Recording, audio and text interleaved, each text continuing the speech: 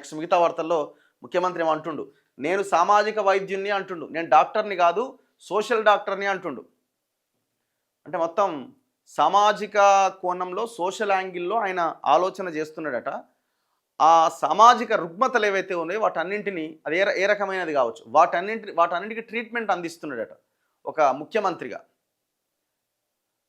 ప్రజారోగ్య సంరక్షణకు అధిక ప్రాధాన్యం ఇస్తున్నా. ఎక్కడ ఈ మాటలు చెప్పుడు కాదు సార్, ప్రజారోగ్య సంరక్షణకు ఎక్కువ ప్రాధాన్యం ఇస్తున్నా అంటే మీరు అధికారంలోకి వచ్చిన తర్వాత 2 పూర్తి స్థాయి బడ్జెట్ ప్రవేశపెట్టారు.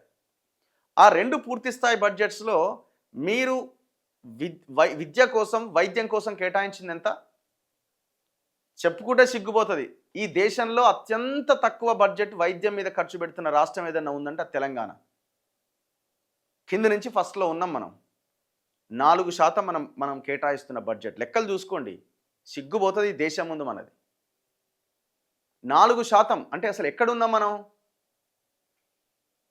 ఎక్కడ మీరు అధిక ప్రాధాన్యతనిస్తున్నారు?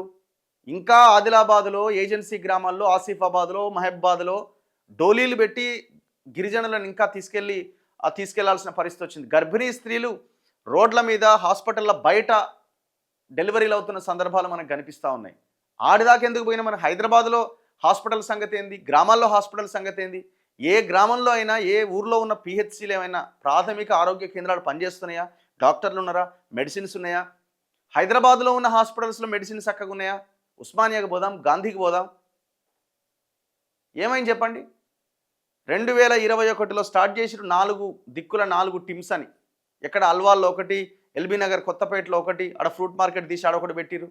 ఇక్కడ సనత్ నగర్ ఎర్రగడ్డ చెస్ట్ ఆసుపత్రిలో ఒకటి, ఆడ గచ్చిబౌలి టీమ్స్ ఉన్నదాన్ని దాన్ని ఇంకోటి చేద్దామని అదొకటి. ఎంతవరకు వచ్చినాయి పనులు? 2021లో స్టార్ట్ చేస్తే 4 ఏళ్ళు అయిపోయింది, ఇంతవరకు అతి గతి లేదు. ఆయన గవర్నమెంట్లో ఉన్నప్పుడు అట్లా అయిపోయింది. ఈయన గవర్నమెంట్లో ఉన్న ఏదో కట్టడానికి ప్రయత్నం చేసింది, ఇంతవరకు ఓపెనింగే లేదు దాన్ని.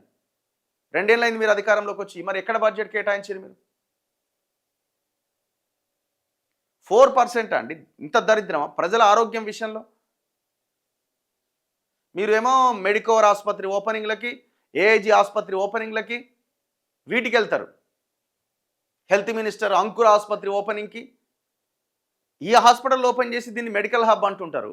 ఎవడు పోవాలి అందులోకి? పైసలు ఉన్నోడు పోవాలి, పైసలు లేనోడు ఉన్నది అమ్ముకొని పోవాలి, ఏం లేకపోతే గవర్నమెంట్ హాస్పిటల్ చచ్చిపోవాలి. నేను వైద్యున్ని కాదు, కానీ సోషల్ డాక్టర్ని. సామాజిక రోగాలపై మాట్లాడతా. మీరంతా సమాజాన్ని ప్రభావితం చేసే ప్రత్యేక వర్గం.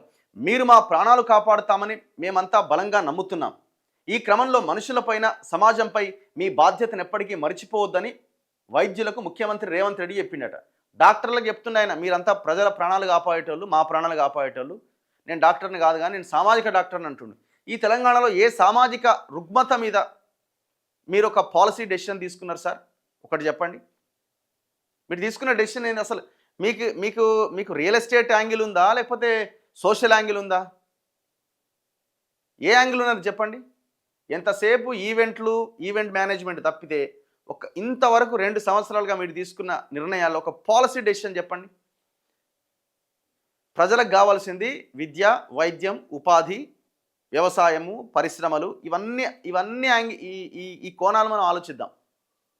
ఇవన్నీ వాటిల్లో ఏ దాని మీద మీరు ఒక మంచి పాలసీ డెసిషన్ తీసుకున్నారు? జీరో అంటే జీరో, నథింగ్.